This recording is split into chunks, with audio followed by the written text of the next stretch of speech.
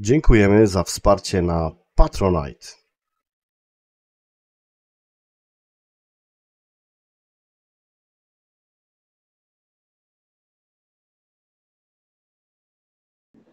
Kochani, witamy już w 14 odcinku Amiga bez ściemy. No i standardowo jak to u nas, witamy Was serdecznie.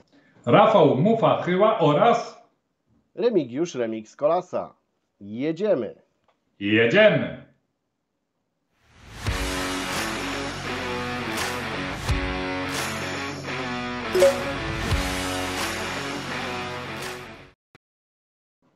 Tak.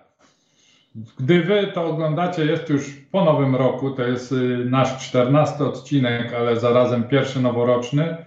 Natomiast miejcie świadomość tego, że on został nagrany jeszcze w ubiegłym roku, jeszcze w grudniu. Gdzieś tam przynajmniej w moich materiałach będzie to przebijało, kiedy on był nagrywany. Także mam nadzieję, że się o to nie obrazicie i to jest taka moja mała uwaga do tego odcinka. Nie wiem, czy Ty masz jeszcze jakieś sprawy organizacyjne do omówienia dzisiaj. Słucham Cię. Znaczy nie, raczej wszystko idzie zgodnie z planem, chociaż przyznam szczerze, że mój materiał, który jest w tym obecnym 14 odcinku, miał być zupełnie inny, a spontanicznie, dynamicznie trafiłem na tak fajny temat i ta gra pod tytułem Alien Red 3D chyba zawsze będzie ze mną. To co, zaczynamy, nie? Tak, jestem ciekawy. Jedziemy z filmem.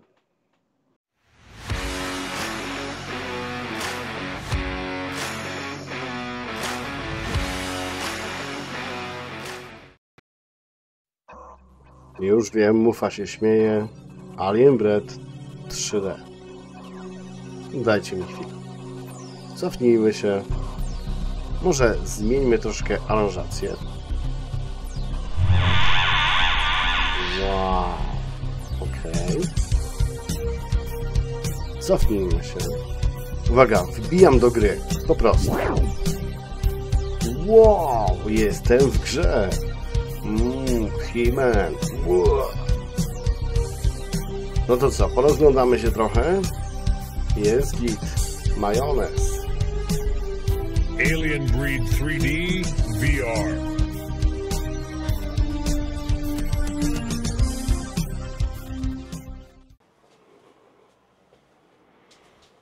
Myślałem, że moja kamerka nie rozpozna twarzy przez Oculusa, którego mam na głowie, ale najwyraźniej jest ok. Zapraszam do Alien Breed 3D w wersji VR.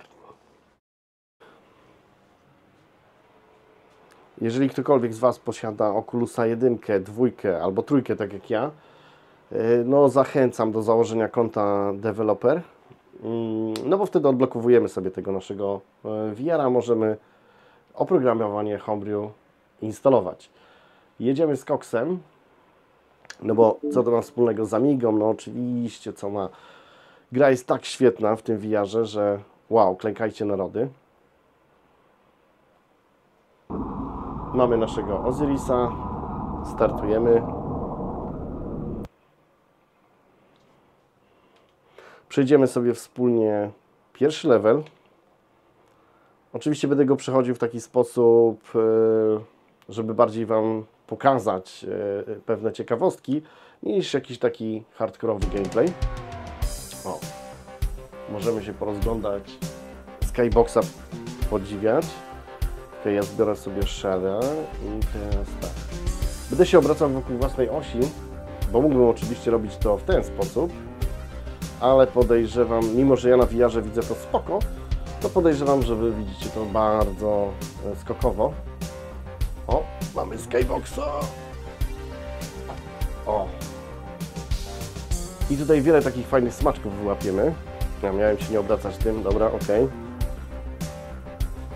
Tutaj oczywiście znany secret. Weźmiemy sobie shotguna.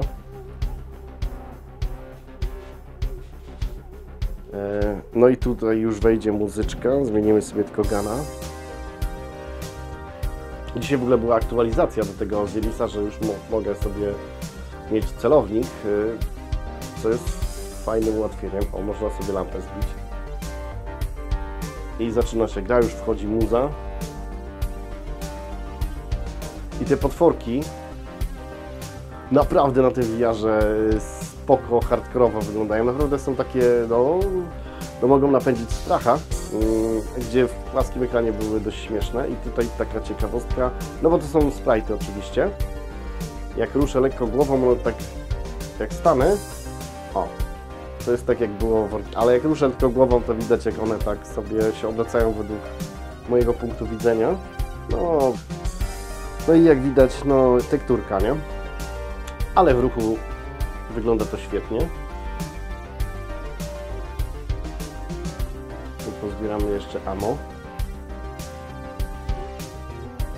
No i wreszcie możemy sobie zobaczyć jaki sufit, jaką teksturę twórcy wykorzystali, bo w oryginalnej wersji jakby jej nie było widać do końca. Możemy podziwiać świat Alien Breath 3D, wow, no nie, no to jest dla mnie jako fana gry mega petardziocha. Kolejnym fajnym zabiegiem, ale to samego Osirisa już nie VR-u jest tak zrobione jak w Doomie, a nie jak w oryginalnym Alien Breath 3D, czyli jak strzelamy do wroga i on już dostanie pierwszą kulę, jest jakby zestanowany i możemy walić do niego dalej, a nie jest taka wymiana ognia 1 do 1 i super usprawnienie, bo po prostu lepiej się w to gra. Kolejną rzeczą, którą na VR to jakby jeszcze bardziej pokazuje, jest to, że widać, że w tych amigowych Doomach te pomieszczenia są takie klaustrofobiczne. Bo grałem nawet dzisiaj też klasycznego Dooma. No i tam czuć, bo mam takie wrażenie, że ja jestem w tej grze taki wielki, potężny, a te korytarzyki są takie małe. W Doomie tego nie ma, no ale to wiadomo, pewnie ze względów technicznych tak musieli zaprojektować. To możemy sobie tu podziwiać wszystko, jak to... Chociaż te tekstury tutaj tych lamp, które migają, no spoko, nie?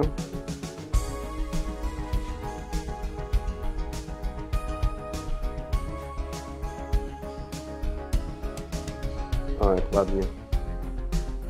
Upadł. Bierzemy kartę. Staram się obracać wokół własnej osi, chociaż pewnie czasem się zapomnę i użyję joysticka.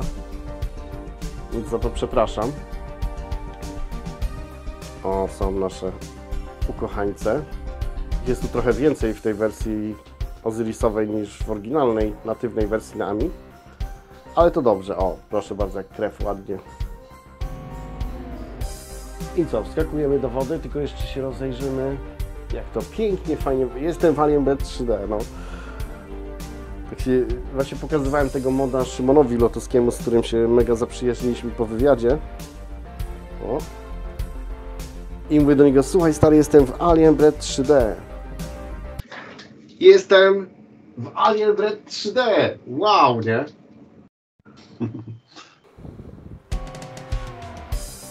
I wtedy się narodził taka koncepcja, żeby z tego odcinek zrobić, bo rzeczywiście jest to ciekawe.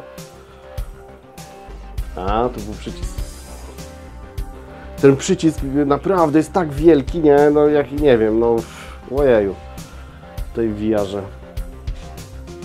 Kurczę, ja już się pewnie przemieszczam. Mam nadzieję, że kamerka jeszcze mnie tam gdzieś śledzi. Aż to jeszcze sprawdzę. Śledzisz mnie? Chyba nie śledzi. Ale mam nadzieję, że było widać.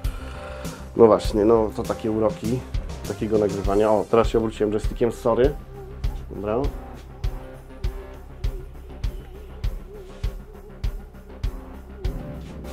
Schodzimy po schodach. Wow.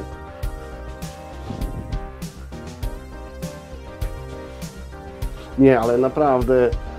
Kurczę, no mówię, mam takie gry AAA, a ten Alien Breath daje o wiele większą frajdę.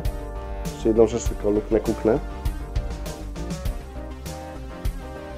O nie.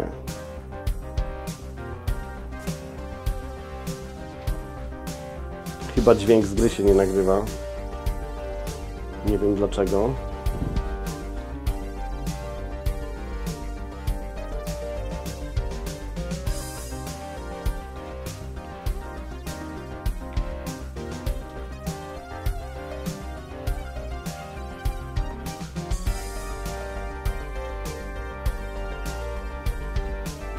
Okej, mamy shotguna, więc sobie chyba tak poradzimy. O, jest petardziocha. O, czuć to.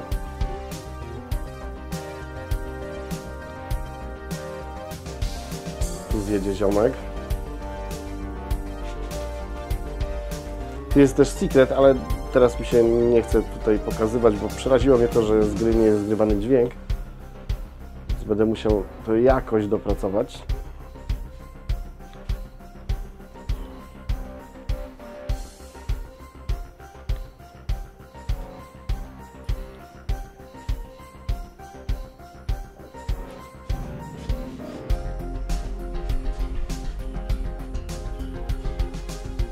No muszę się po tym pokoju rzeczywiście jakoś mega przemieszczać.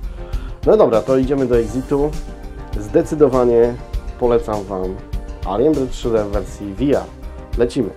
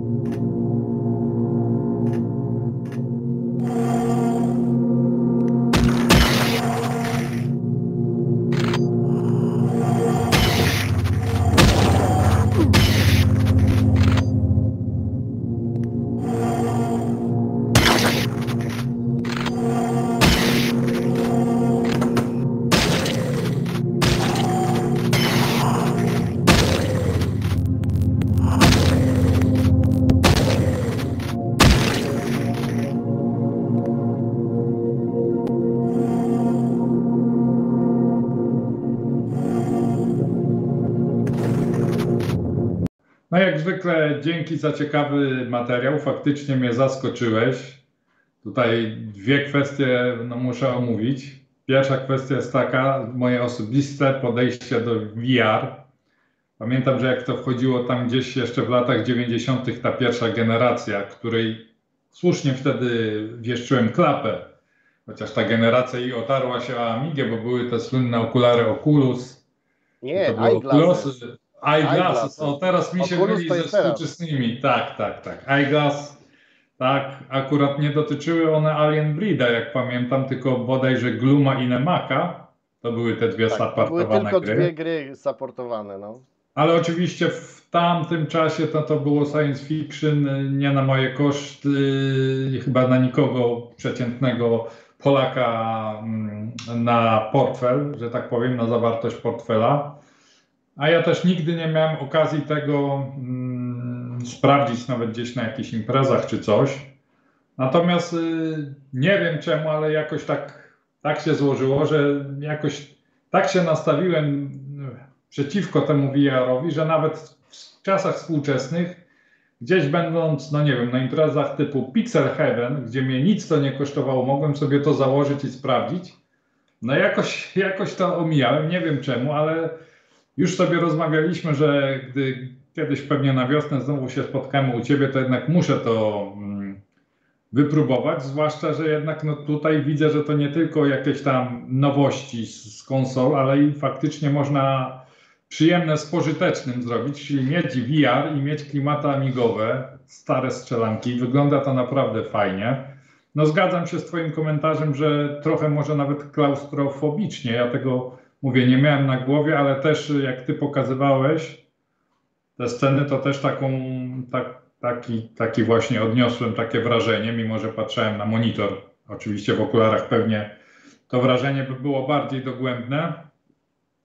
No i jeszcze raz mogę tylko też wyrazić swoje niezadowolenie, może kiedyś to się zmieni, że pomimo, co już kiedyś mówiłem, jest 1 000 000 portów Duma, na Amigo S4 właśnie teraz w grudniu, tydzień temu wyszedł kolejny jakiś łów, to tego GZ Duma nie ma, a no przyznam szczerze, że gdyby był, to nawet w tą wersję bez hełmu.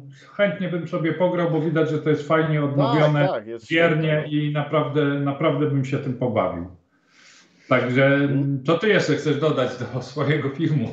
Oj, to sporo, bo odniosłeś się do tych tak zwanych eyeglasses. Ja tu tak trochę takich retro wspominek w tej chwili zrobię i trochę się pewnie rozjadę, bo... A tak ty miałeś podkręciłeś- z nimi do No czynienia? właśnie, no właśnie, już zaczynamy. Nie, z eyeglasses nie, niestety nie. Ale u nas tutaj na giełdzie w Pile, tam w ZNTK-u, był pokaz tego hełmu VFX1 do PC-ta. To taki pierwszy hełm, który wyglądał świetnie. No i można było tam sobie przyjść i w Duma, Heretika i chyba Hexena, chociaż Hexena nie jestem pewny, na pewno Doom i Heretic, nie? I tam był taki volant do sterowania. Oczywiście, no wtedy te gry jakby nie były tak rozbudowane jak te obecne, więc to starczyło, ale to była taka dobra zajawka do tego, czym może być VR i tak jak Ty skreśliłeś to już od razu, że oj, zakopmy to i tak dalej, to ja byłem tak podjarany, że przyszedłem do domu i ojeju, nie? Give me more, nie? Ale to była cena tak zaporowa, bo rodziców zacząłem cisnąć, żeby coś takiego mieć w domu, ale nie, to w ogóle nie było dyskusji, w ogóle, bo nie dość, że jeszcze PC-ta trzeba byłoby kupić, to jeszcze to, nie, no w ogóle nie było dyskusji, ale teraz taka ciekawostka, ja w roku, wydaje mi się, że to był koło 2004 roku, czekaj, kafejkę miałem 2004, to nie, później to było, gdzieś 2006 to musiał być, bo to już kafejka była rozhuśtana. Kupiłem za naprawdę, za grosze, nie? Tego VFX-a z dyskietkami, ze sterownikami, ale to pod DOS-em działało i tu już był znowu zgrzyt, bo ja już miałem PC-ta z Windows XP, no i trzeba było kombinować. To się poskładało takiego starego PC-ta, ale ja za tego VFX-a dałem, wydaje mi się, że koło 200 zł. Jeszcze flaszkę gościowi daliśmy, bo gościu chyba tak nie do końca wiedział, co to jest, z czym to się je, to chyba mu po synu zostało. I to jest zupełny przypadek był. Jak ja to zobaczyłem u niego w piwnicy, ten hełm, mówi, jo, muszę to mieć, nie? Panie, ile za to, nie? No tam koło 200 zł i flaszka. I byłem szczęśliwym posiadaczem tego VFX-a, tylko że myk polegał na tym, że tam były dyskietki ze sterownikami do tego, pod DOS-a. No i te dyskietki niestety już... Nie dość, że był problem ze stacją dyskietek ogólnie, no to tak. jak już zdobyliśmy stację, to znowu one nie czytały, no to trzeba było gdzieś tam po forach latać i ten. No i doznałem tego samego, powiedzmy tam. Później sprzedałem to za $1 000 000 w cudzysłowie, za naprawdę grube pieniądze to sprzedałem chyba w 2012 roku. Gościu chyba mi 3 koła za to dał, nie? Naprawdę, to kurde, to super deal, deal życia, że tak powiem. No ale dobra, pobawiłem się tym. No i potem już z VR-em nie miałem kompletnie nic do czynienia, aż w końcu PlayStation 4 i ten PlayStation 4 VR, który też tak traktowałem jak jakieś takie dla dzieci zabawki i u kuzyna, wiesz, impreza, popijawa, coś tam, ten hełm tam leży i tak w końcu już końcówka imprezy, jak patrzę na ten hełm, on tak na mnie mówi, co, chcesz spróbować? Ja mówię, wiesz co, dawaj, nie?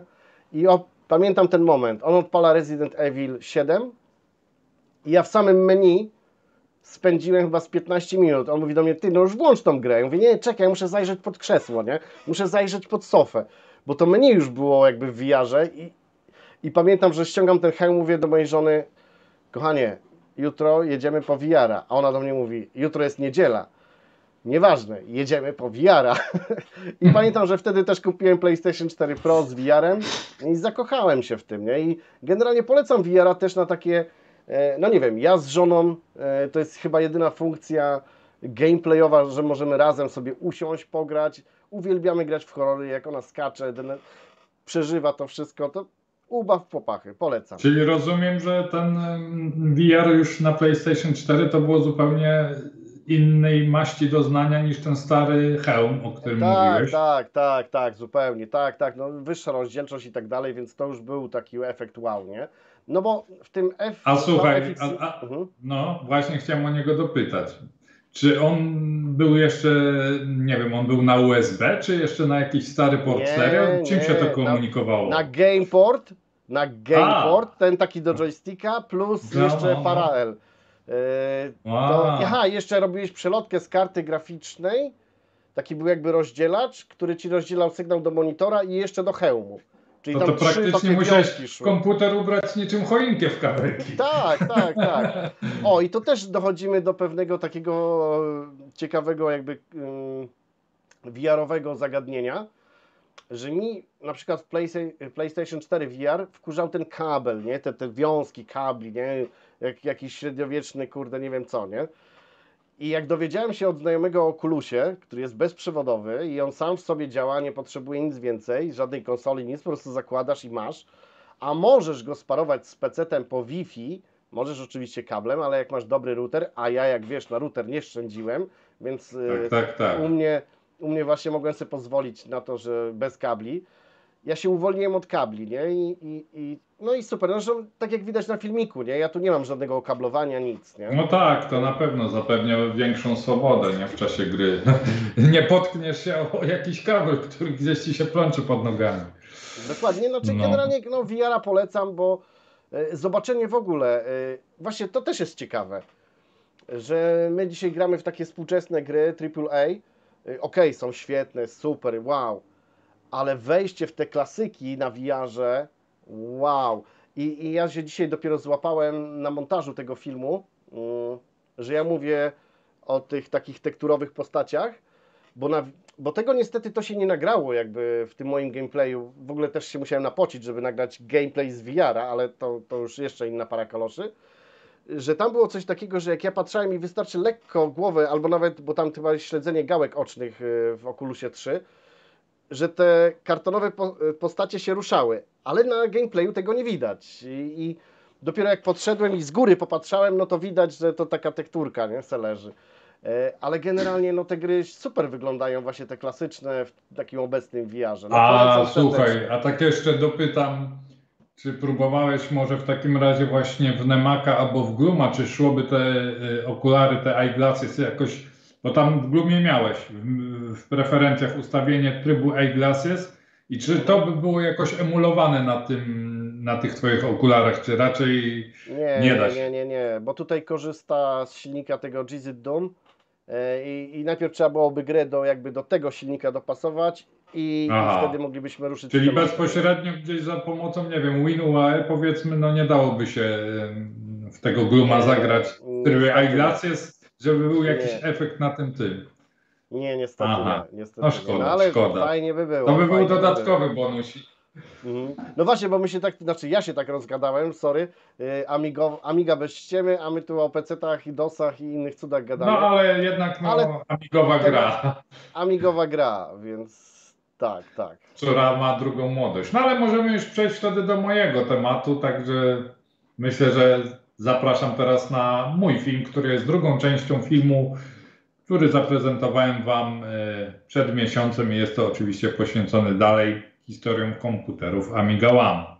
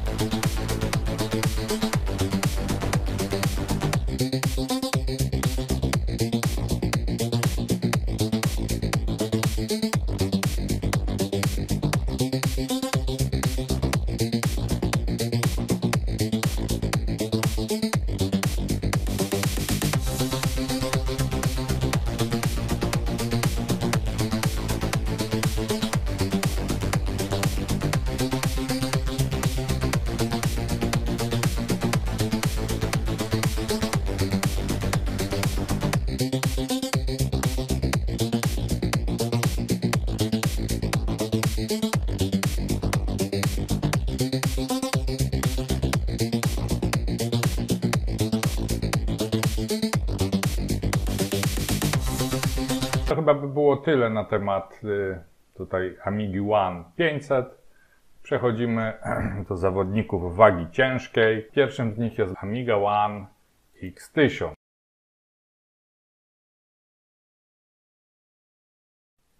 Tu do gry wchodzi trzeci znany amigowy producent, czyli firma Aeon Technology. Chociaż co ciekawe, na początku kryptonim projekt Amiga One X1000, o którym jeszcze wtedy nie wiadomo czym on w zasadzie będzie, był określany często jako ambitny projekt Hyperionu, ale tutaj Hyperion miał tylko tyle do czynienia z tym, że opracował na to system operacyjny, natomiast sama konstrukcja to jednak już jest działka Aeonu i można powiedzieć w pewnym sensie, że to chyba jest taki erze postkomodorowskiej, bo oczywiście z wielkim showem, rozmachem, z jakim na przykład odbyła się premiera Amigi zwykłej 1000 w 1985 roku, no to nie ma tutaj co porównywać, natomiast no tutaj taka premiera no trochę z lekkim przytupem można powiedzieć, bo dużo było otoczki wokół tej premiery. Najpierw były jakieś puzzle, zagadki dla użytkowników, mieli zgadnąć czym jest X. Stopniowo odkrywano kolejne jakby karty przed użytkownikami, to jeszcze było cała ta jakby gra producenta z potencjalnymi odbiorcami zaczęła się w Sylwestra 2009 roku, no ale już gdzieś tam 5 stycznia 2010 roku ogłoszono wstępną specyfikację. Była to pierwsza w historii Amigi płyta z procesorem dwurdzeniowym, konkretnie z procesorem PA6T 1,8 GHz, układ specjalizowany Xena, HUD Audio 7,1, 2 sloty na pamięć DDR2, 10 aż slotów USB 2.0, gigabitowy Ethernet. Projekt powstał we współpracy z firmą Varisys, znanego producenta z branży wojskowej i kosmicznej. To oni właśnie zaprojektowali tę płytę od podstaw. Muszę przyznać, że jak na to, co do czego przyzwyczaił nas później Aeon Technology, to ta Amiga dosyć szybko została wdrożona. Ja pamiętam, że praktycznie w sierpniu 2011 roku pierwsi beta-testerzy, w tym moja skromna osoba, dostali te Amigi do testowania, a już w styczniu 2012 roku miała miejsce premiera detaliczna, a fakt zejścia z komputera z rynku niestety znowu zawdzięczamy firmie Apple, która wykupiła firmę Pasemi, producenta procesorów do Amigi One X1000 i postanowiła, że ta firma będzie teraz robić dla nich procesory ARM, które są sercem dzisiejszych Maców. Na szczęście firma Pasemi miała już wcześniej podpisane kontrakty na dostawę procesorów PowerPC dla branży wojskowej i dlatego też nie można było ubić produkcji PowerPC z dnia na dzień. Te procesory były jeszcze produkowane bodajże przez 2 czy 3 lata, dzięki czemu można było sprzedawać Amiga One X1000. Sama Amiga, poza tym, że wprowadziła nas na nieco wyższy level, oczywiście w pewnym sensie już na ten level wprowadziła nas Amiga One 500, która wprowadziła do Amigi sloty PCI Express i inne współczesne gniazda, natomiast tutaj jednak była zupełnie inna wydajność, konstrukcja bardzo udana. Bardzo według mnie niezawodna. Sam procesor, który został stworzony właśnie gdzieś tam o branży wojskowej, może działać w ekstremalnych warunkach, w wysokich temperaturach. Ja osobiście uważam, że jest to chyba najbardziej udany model Amigi. Oczywiście Amigi nowej generacji. Oczywiście ma swoje wady, o których mówiłem. Do najgorszych z nich zalecam niezbyt udany firmware, czyli wiąże się z tym długi czas botowania, też problemy na przykład z obsługą kart z serii Radeon RX, gdzie co prawda karty mogą działać pod systemem operacyjnym, ale o ile wiem, nie jest widoczny wówczas firmware. Niemniej jest to najmocniejszy sprzęt, który posiada jednostkę Altivec. Nowsze, szybsze Amigi już jej nie posiadają. Jest to sprzęt, który ma według mnie najbardziej dopracowany system, który działa bardzo stabilnie.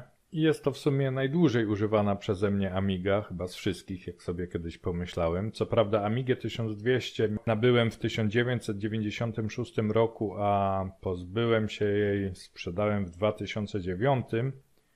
Niemniej, praktycznie ostatnie 2-3 lata to ona już leżała tylko w szafie. Natomiast tą Amigę One X1000, jak już powiedziałem, jako beta tester nabyłem w sierpniu 2011 roku.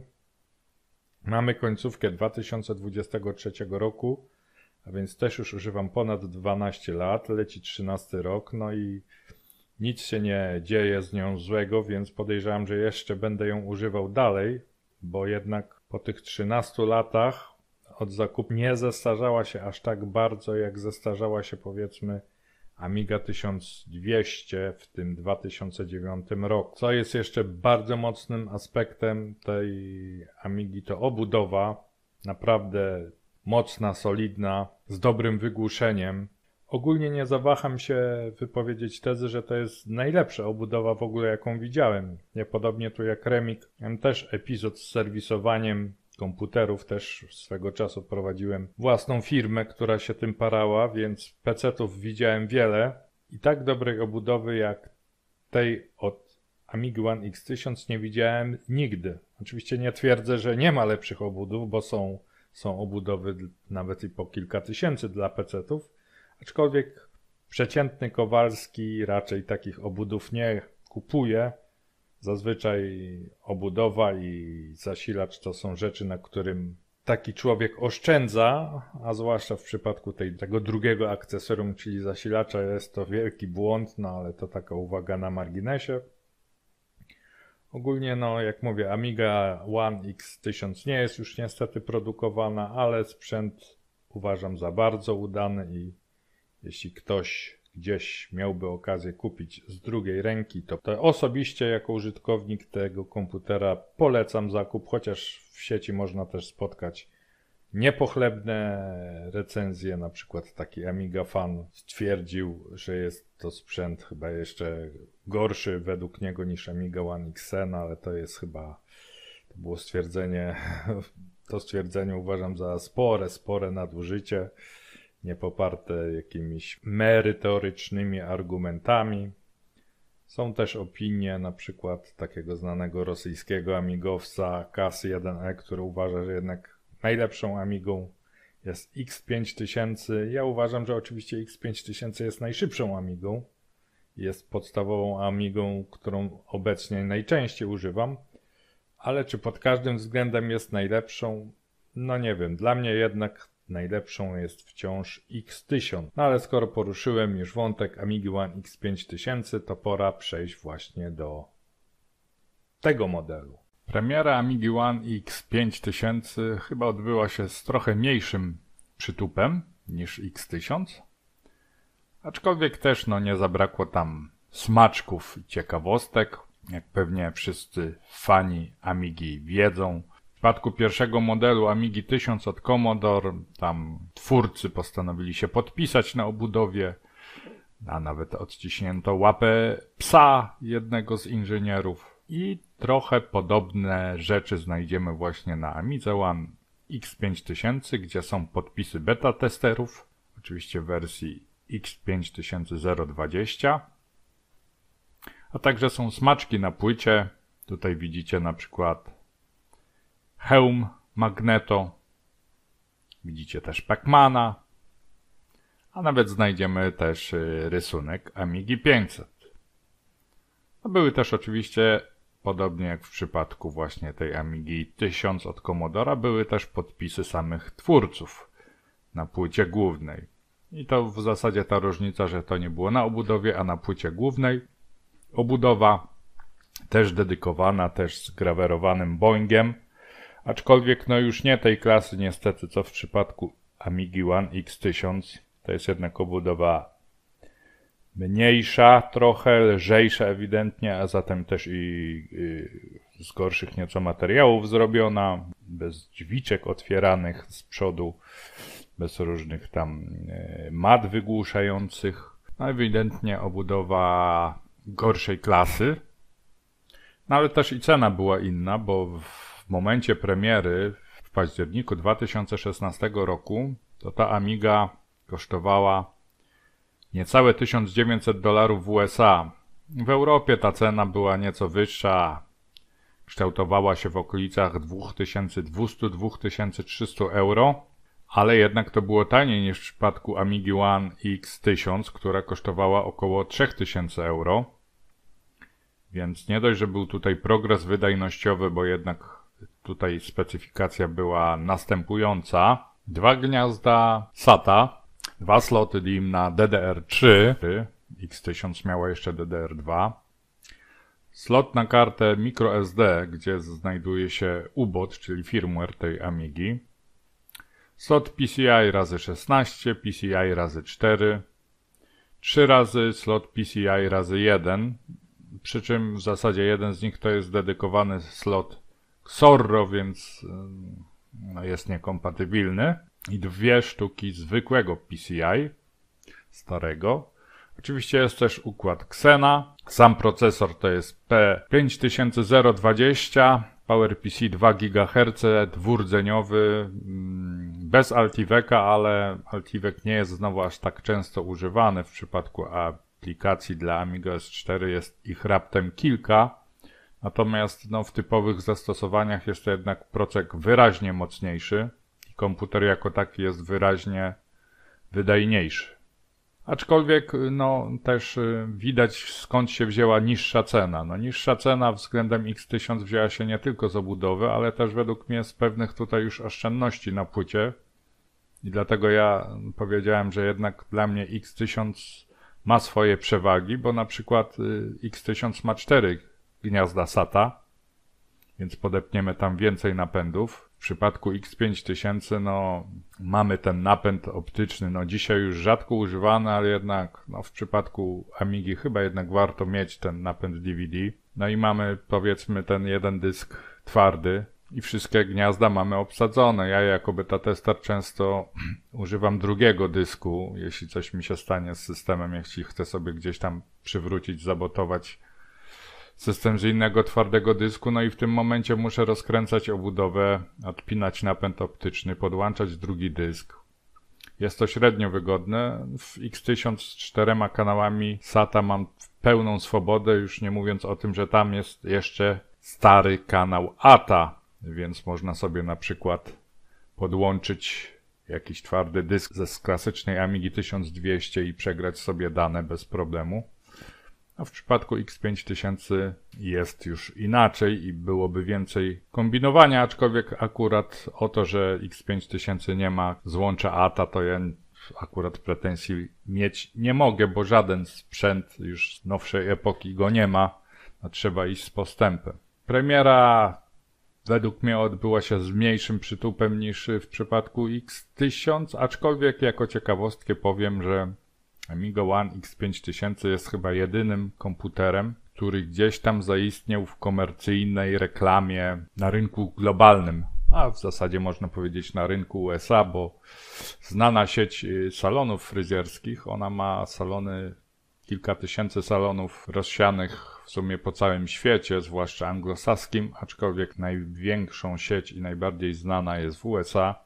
I tam wykorzystano X5000 do reklamy, którą teraz widzicie. Aczkolwiek no, mówi się, że wykorzystano X5000, bo uważny widz zauważy, że jednak obudowa tam zastosowana to była od Amigi One X1000. Jeszcze co mogę o niej powiedzieć, o tej maszynie? No przede wszystkim system, który został opracowany, nie był tak w 100% ukończony, dlatego ja też mówię, że jest to jednak sprzęt odrobinę mniej stabilny niż X1000 i został wydany jako pre-release i co ciekawe, chociaż było to w 2016 roku, to w zasadzie taki status utrzymuje do dziś. Owszem, normalnie Amiga One X5000 dostała uaktualnienie, pierwsze, drugie, tak jak wszystkie inne maszyny, dla których AmigaOS jest oznaczony jako wersja finalna, natomiast no, ma tam pewne rozwiązania, których nie spotka się w systemach dla innych maszyn. Na przykład ma tam system plików NGFS. Jest to system plików oczywiście na swój sposób dobry, najlepszy, jaki można mieć na Amidze, tylko że to był system właśnie w wersji pierwszej, która ta gałąź jest już w zasadzie nierozwijana od lat. W zasadzie w beta testach jest już nowa gałąź NGFS, a właśnie zwykli komercyjni użytkownicy mają tą starą wersję i też wiem, że były swego czasu narzekania na stabilność tego systemu, choć zostało to chyba w poprawkach systemowych poprawione. Ale mimo, że tu jakieś tam staram się wytykać, być może na siłę jakieś tam minusy względem X1000, to jednak niewątpliwie jest to sprzęt bardzo godny uwagi. Praktycznie jest to sprzęt, który naprawdę gorąco polecam. Naprawdę mocna Amiga, która daje sobie radę w wielu aspektach, gdzie wymiękają inni. Na pewno zrobimy na tej Amidze najwięcej rzeczy w najszybszym czasie. Też ma właśnie fajny firmware, UBOT, więc nie ma żadnych problemów z dowolną kartą graficzną obsługiwaną przez Amiga OS. Będziemy widzieć wszystkie ustawienia również we firmware. Będziemy mogli sobie zmieniać, wchodzić, robić cokolwiek, nawet z poziomu tam kart Polaris. Też będziemy mieli w miarę szybki czas botowania, więc nawet po tak zwanym twardym resecie nie będziemy musieli robić herbaty, tylko komputer wstanie w miarę szybko. No i jedyną wadą tego komputera jest to, że już w zasadzie też go nie ma na rynku. Niestety procesory PowerPC P5020 przestały być produkowane w połowie 2021 roku. No i tutaj niejako cichaczem na rynek weszedł następca, czyli Amiga One X5040. I tutaj zwlekano z premierą bardzo długo, bo ja na przykład jako beta tester mam ten sprzęt od 2018 roku, a więc już 5 lat, a on weszedł na rynek dopiero w zeszłym roku i weszedł właśnie tylko dlatego, że skończyły się Amigi One X5020, a powód tego był prozaiczny, prawdopodobnie z tego co doszły mnie słuchy po prostu Aeon bał się, że jeśli wypuszczą równocześnie X5040 oraz X5020, to nikt nie kupi tej drugiej. No niestety przez ten ruch żywot rynkowy X5040 będzie dosyć krótki, bo niestety procesor P5040, który jest sercem tej Amigi, był produkowany zaledwie o rok dłużej niż P5020, więc wedle deklaracji producenta jego dostępność skończyła się w połowie 2022 roku. A to oznacza, że w tym momencie są wyprzedawane zapasy magazynowe, czego zresztą nawet chyba sam Aeon nie ukrywa. Tak więc można praktycznie przyjąć za pewnik, że rok 2024 będzie rokiem zejścia tego modelu amigowego rynku.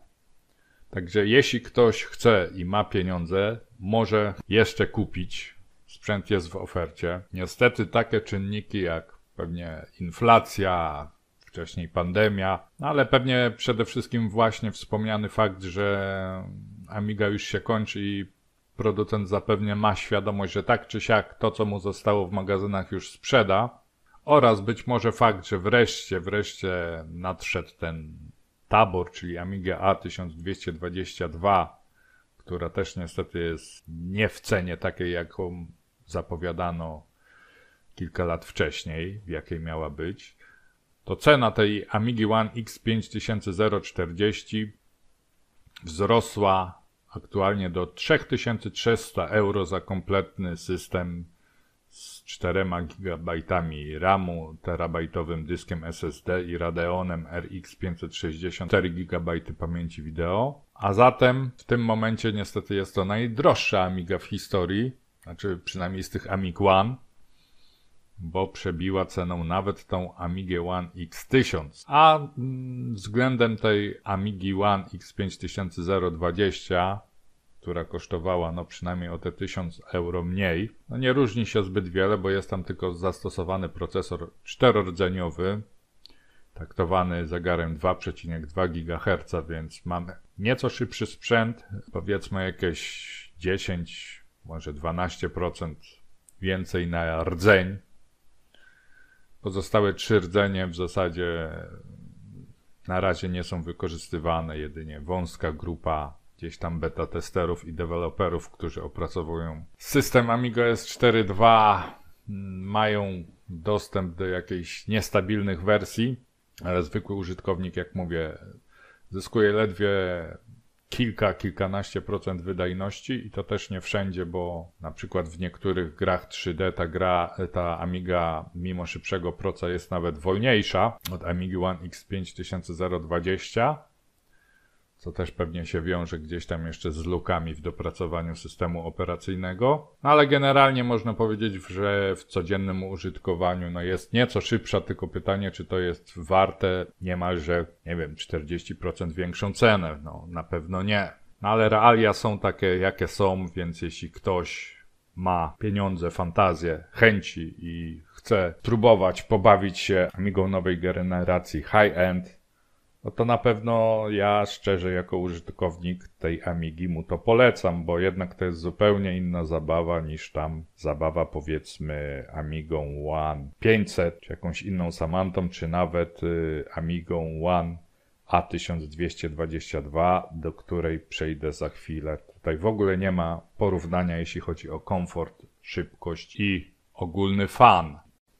No i została do omówienia ostatnia Amiga One, czyli Amiga One A1222, znana też pod nazwą Tabor. O ile w przypadku poprzednich Amig One od Aeonu, no premiera wiązała się z kilkoma ciekawostkami, to tutaj raczej całość można powiedzieć, że była bardzo nieciekawa i godna spuszczenia zasłony milczenia. No, pierwsza wzmianka, pierwsza w zasadzie zapowiedź nowej, taniej, masowej płyty pod Amiga S4 miała miejsce już w październiku 2015 roku. Całość na początku wydawała się iść zgodnie z planem w dosyć szybkim tempie, bo już w styczniu 2016 roku płyty trzymali beta testerzy. W październiku, czyli rok później, 2016 roku działał już Amiga S4. Więc pewnie każdy spodziewał się, że płyta wejdzie na rynek w roku 2017, może na gwiazdkę. Jeszcze na imprezie AmiWest właśnie w tym październiku 2016 roku padła informacja, że szacowana cena tego sprzętu to $400, bo Aeon jest zdeterminowany, by uczynić ten sprzęt bardzo masowym. Dlatego jest w stanie nawet zrezygnować z zysku. Chodzi o to, żeby spopularyzować Amiga S4, żeby to była dźwignia, która wyciągnie nasz system z jakiejś totalnej niszy. No i od tego czasu, niczym w brazylijskim serialu, zaczęła się komedia różnych pomyłek, niespełnionych obietnic. Mówię, nie chce mi się tutaj za bardzo rozwijać, więc skrótowo powiem tyle, że premiera nie następowała, mijały lata, premiera nie następowała. W końcu okazało się, że pierwotny projekt płyty już tak bardzo się zestarzał, że nie ma komponentów odpowiednich do niego, więc płyta musiała być na nowo przeprojektowana, żeby tam nowsze zamienniki układów scalonych do niej wmontować. Mijały lata. W 2020 roku na początku w styczniu wreszcie ruszyła strona, gdzie można było wpłacać przedpłaty na nową przeprojektowaną wersję Amigi A1222. Niestety musiało minąć kolejne w zasadzie niemalże 4 lata, bo cały 2020 rok, 2021, drugi, a mamy końcówkę 2023. By wreszcie ta płyta finalnie trafiła do sprzedaży. W chwili, gdy mówię te słowa, a to jest 2 grudzień 2023 roku, jeszcze nie wiem, kiedy wy obejrzycie ten materiał, ale informacja jest na ten moment taka, że cena jakby w wersji Early Adopters to będzie ponad 1000 euro, 1000,89 euro, a więc w porównaniu do tych $400 wzrosła ta cena niemalże 3-krotnie. Sprzęt, który miał być masową platformą, która przyciągnie ludzi do Amiga S4, raczej już na samym starcie zniechęca ceną. No, z drugiej strony jest to jakaś konkurencja wobec Amigi One 500, czyli sam 460. Bo Amigi One 500 już jako takiej nie ma, produkowane są jedynie płyty główne, sam 460. No i też z innej jeszcze strony, jak sobie przypomnę, powiedzmy cenę 900 euro w 2003 roku za Amigę One XE, to uwzględniając siłę nabywczą pieniądza, zapewne jest to cena wciąż tańsza. No ale jednak, tamta Amiga One G4 XE to jeszcze potrafiła konkurować z ówczesnymi PC-tami, bo pamiętam, że jeszcze chyba wtedy na rynku był taki AMD Duron 750 MHz i taka Amiga One G4 933 MHz spokojnie z nią konkurowała i była w niejednym aspekcie szybsza. No a dziś ta Amiga A1222 Plus to w zasadzie nie jest szybsza od niczego, nawet najwolniejszego laptopa z Biedronki, jaki mogę sobie wyobrazić. Niemniej, jak mówię, jest to konkurencja dla SAM 460.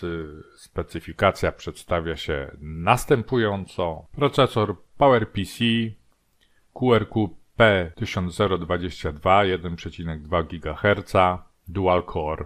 Jeden slot na gniazdo DDR3, maksymalnie płyta obsłuży 8 GB RAMu, 2 złącza SATA, 2 złącza USB wewnętrzne i 2 razy zewnętrzne, gniazdo Ethernet, złącze PCI razy 4 oraz PCI razy 16, wbudowany kodek audio, interfejs HDMI, slot microSD służący w zasadzie do tego samego celu co slot w Amidze One X5000.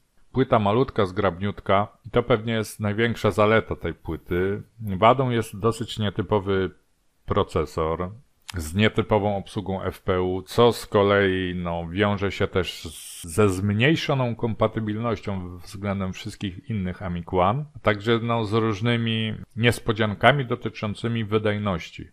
Generalnie jest to komputer wydajniejszy niż SAM 460, ale ze względu na swoje właśnie niekompatybilności bywają aplikacje, w których A1222 jest wolniejsza nawet niż SAM 460, ale jednocześnie ma też ten procesor specjalne instrukcje SPE.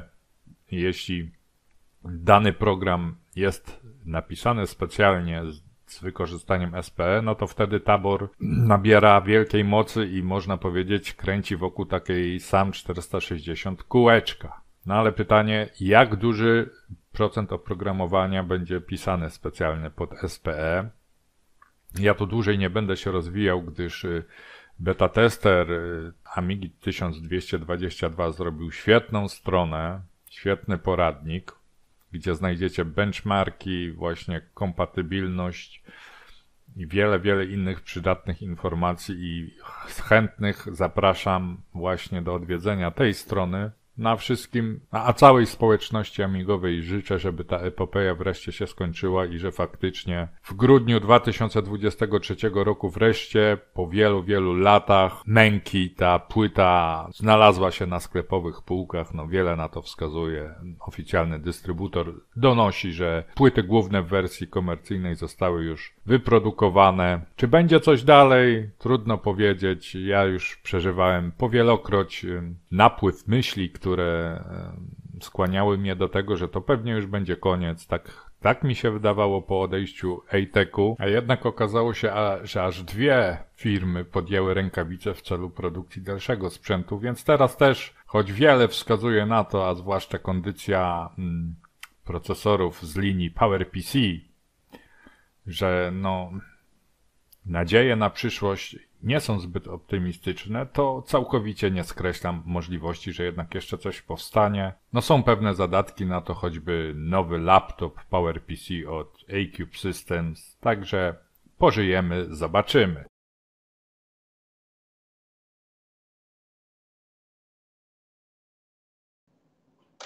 Uraczyłeś jak zwykle świetną porcją historii i powiem szczerze, że ja pamiętam też, jak my rozkminialiśmy ten temat, że oj, to będzie za długie, podzielmy to i tak dalej, ale z drugiej strony fajnie byłoby ten film zobaczyć jednak w takiej płynnej całości, bo jest świetny.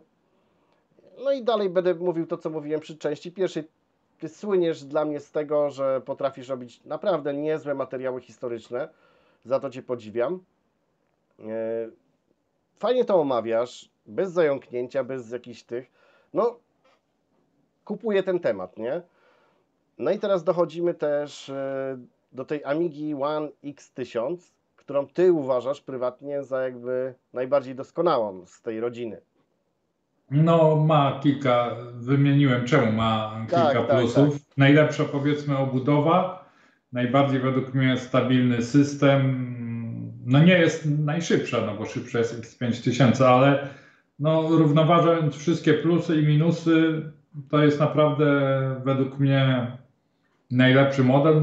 Najlepiej o tym świadczy fakt, że tą właśnie X5000 miałem w 2018 roku już pod biurkiem, ale gdzieś tak do połowy 2021 roku, przez pierwsze 3 lata, kiedy powinienem się teoretycznie cieszyć sprzętem nowszym i szybszym, to u mnie proporcje było tak, że na każde 10 włączeń powiedzmy Amigi One, 9 włączeń to była X1000. Teraz to się odwróciło już, bo jednak no, czas biegnie.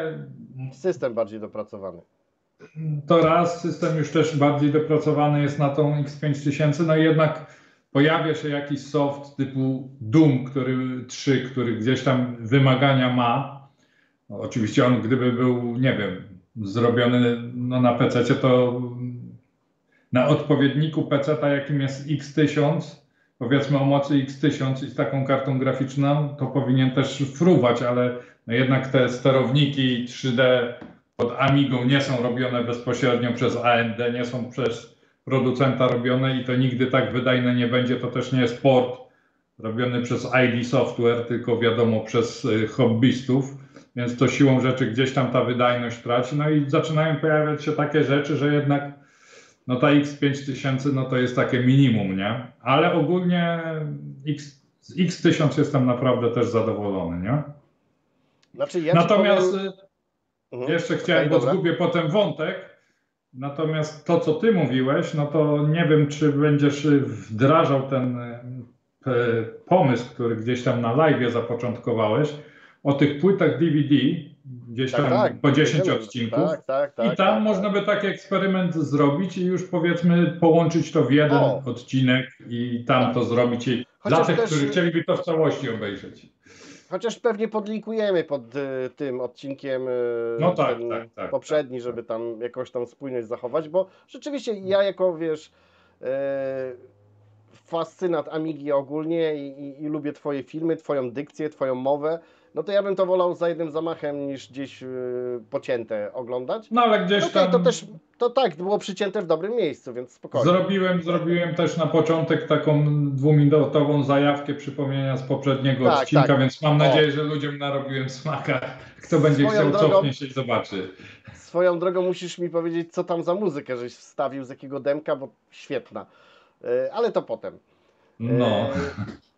A propos tego, jeszcze się odniosę do twojego filmu i tak jakby do chyba genezy tego filmu też i do historii tego, o czym ty mówiłeś, że to tak jak z tym Doomem 3, że pasjonaci robią i tak dalej. Jakby zamykając całą historię odcinka jednego, drugiego, dochodzimy do wniosku, że w zasadzie tam tylko pasjonaci wszystko robią. I hardware, i software. Jakby nie ma takiego dużego wujka, który przyjdzie i machnie $1 000 000. Róbcie coś porządnie i tylko sami hobbyści, sami fascynaci i tak dalej.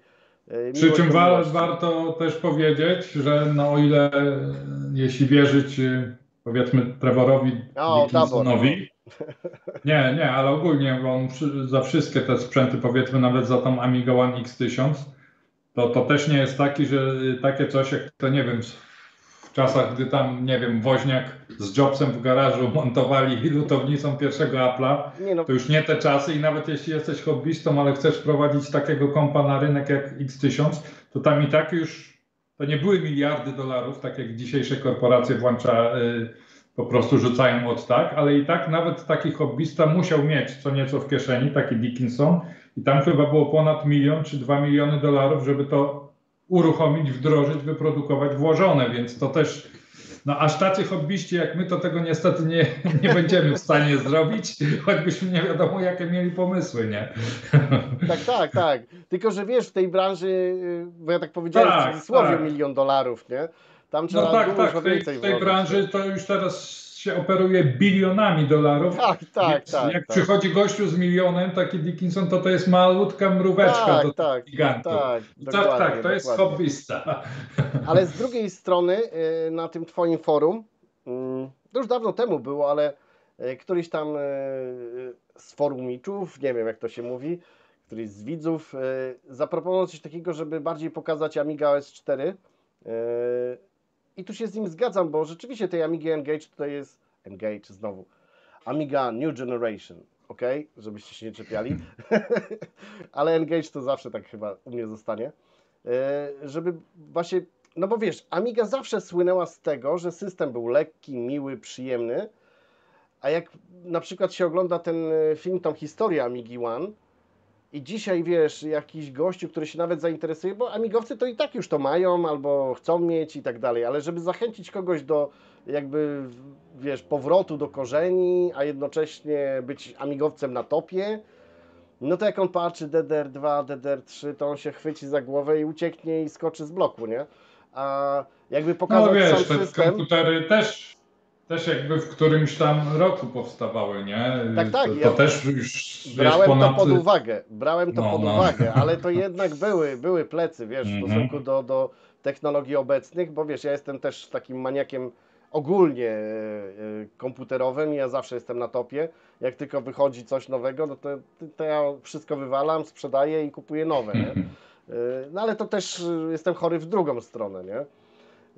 Więc Znaczy może tak, rzeczywiście moglibyśmy zrobić jakieś takie właśnie odcinki typowo Amiga OS, żeby zapoznać z tym systemem, pokazać jego, wiesz, właściwości i tak dalej. To byłoby No ciekawe. można by zrobić takie wprowadzające, natomiast ja też chciałem powiedzieć, bo w sumie jesteśmy chyba obaj, no jest już nowy rok, prawdopodobnie 2 czy 3 stycznia, ale w chwili, gdy my to komentujemy, to jesteśmy chyba obaj po świeżym odsłuchaniu Ami Opłatka, tam od Radzika z podcastami Wigilia. Pozdrawiamy. Tak. Wczoraj to... No i właśnie tak. Tam właśnie były stwierdzenia właśnie, że no ten Amiga OS 4 to już tam się nie będzie rozwijał. Zresztą tak samo nasz gość ostatnio, Artur, też mówił, że no tak ma wrażenie, że trójka dogania, że na czwórkę już położono krzyżyk, więc chciałbym powiedzieć, że tak, że były też stwierdzenia, że nie ma lidera, więc lider jest specjalna osoba od niedawna, która nawet się tytułuje liderem do spraw rozwoju Amiga OS 4. Prawdopodobnie w momencie, gdy wy te słowa będziecie nasze tutaj oglądać, to już będzie po pierwszych drobnych aktualizacjach Amiga OS 4, ale plany są ambitniejsze na naprawdę spore aktualizacje. Ja też testując system nie mogę wszystkiego mówić, ale parę naprawdę podstawowych komponentów Będą systemu duże dostało bomby. fajne nowe funkcjonalności. Coś się zaczęło dziać, robi się pomału ruch w interesie w ostatnim czasie, więc ja myślę, a w zasadzie jestem przekonany, że jeśli powiedzmy nastąpi jakaś taka większa aktualizacja, to nie będziesz musiał mnie w ogóle namawiać, ani ja sam się będę wyrywał i chętnie ją wam zaprezentuję, jakie są nowości i tak dalej. Natomiast niezależnie do tego momentu na pewno, zwłaszcza myślę w tych odcinkach specjalnych, to ten system w wersji takiej jaka teraz jest, mogę wam przybliżać. Jasne. No i super. I wiesz, w ogóle też, bo to też jest takie dziwne, nie? No, chodzi mi o tą taką pseudowojenkę, wiesz, klasykowców z tym nową generacją. No, ja ciągle powtarzam od chyba zerowego odcinka, nie ma czegoś takiego jak dla mnie stara, nowa. Amiga to Amiga. Koniec, kropka. Punkt, zamknięty. No tak, no generalnie cała nowa generacja wywodzi się za starej. Tak, znaczy, więc no to takich tak... ludzi oczywiście zdarzają się pojedyncze przypadki. Jeden może na 100, bo są też tacy ludzie, że on powiedział, że nigdy wcześniej nie miał Amigi i od razu kupił na przykład Amigę One, ale to jest naprawdę procent albo i mniej niż procent. Każdy jeden to jest praktycznie wywodzi się, wiadomo gdzie są jego korzenia, a często też ma, tak jak nie wiem, nasi goście, nasz właśnie Artur Bardowski, z którym rozmawialiśmy, on jeszcze przed nagraniem, tego może nie było na wywiadzie widać, ale przed nagraniem pokazał mi swoje biurko i pięknie włączona 1200, obok pięknie włączona X5000, mówi to jest moje królestwo i on z tym problemów nie ma, nie? Nie, no jasne, no spoko, nie? Ale tak samo też się odniosę jeszcze do tego podcastu naszych przyjaciół, bo nie traktuję ich jako konkurencję. Pozdrawiamy jeszcze raz Radzika. Pozdrawiamy. No bo tam też był ten, że tu jest mało o tej właśnie nowej generacji. Ja myślę, że to nie jest, że mało, czy nie mało, czy w ogóle też jakby nie klasyfikowałbym tego, czy tego jest mało, czy nie mało. Po prostu jak jest, to jest. No jakby tematów amigowych jest tyle, że nam życia nie starczy, żeby to wszystko obgadać. Więc no, tak raczej optymistycznie z buta wchodzimy i gadamy, nie? No i A ja tylko jeszcze odnosząc się, bo wiem, że różnie jak to w środowisku amigowym bywa, raz jest cieplej, raz jest chłodniej, ale mimo wszystko dziękujemy i doceniamy, że nas chwalicie, że Wam się podoba, to jest dla nas też miłe. Oj, że montaż nie tylko dobry. ze strony. O, montaż dobry. Tak, to dziękujemy za te słowa pochwały, a jeszcze też może kończąc już ten odcinek, żebyśmy nie przedłużali tych naszych komentarzy, to tylko powiem, że oczywiście też planujemy nasze wspólne podsumowanie, więc takie wspólne podsumowanie będzie, no w następnym już odcinku zrobimy, trochę w innej formule niż to zrobił tam Radzik z Adamem. Mamy swoją ciekawą formułę. Niezależnie od tego, tylko na tematy właśnie NG, Amiga S4 ja już w tym momencie mam prawie, że napisane całe podsumowanie, takie bardziej szczegółowe pod kątem Amiga S4 na blogu, więc odsyłam do mojego bloga tam, jeśli w tym momencie jeszcze nie ma, to będzie na dniach podsumowanie i pewnie też na prywatnym kanale zrobię sobie takie podsumowanie tam na tym w ramach cyklu Gramy na Amidze NG i 10 znowu najlepszych gier, jakie pojawiły się w ubiegłym roku, takie filmowe. Także zachęcam zarówno na nasz wspólny kanał, jak i na mój, no i oczywiście też na kanał tutaj mojego przyjaciela Remika. No tak. No to co? To co? Kończymy. I chciałbym tylko jeszcze powiedzieć jedno zdanie. Amigowcy, trzymajmy się razem. Nie dzielmy się, absolutnie. Tak, no i byśmy zapomnieli, oczywiście dla wszystkich widzów i nie tylko, szczęśliwego nowego roku. Tak jest. Pozdrawiamy.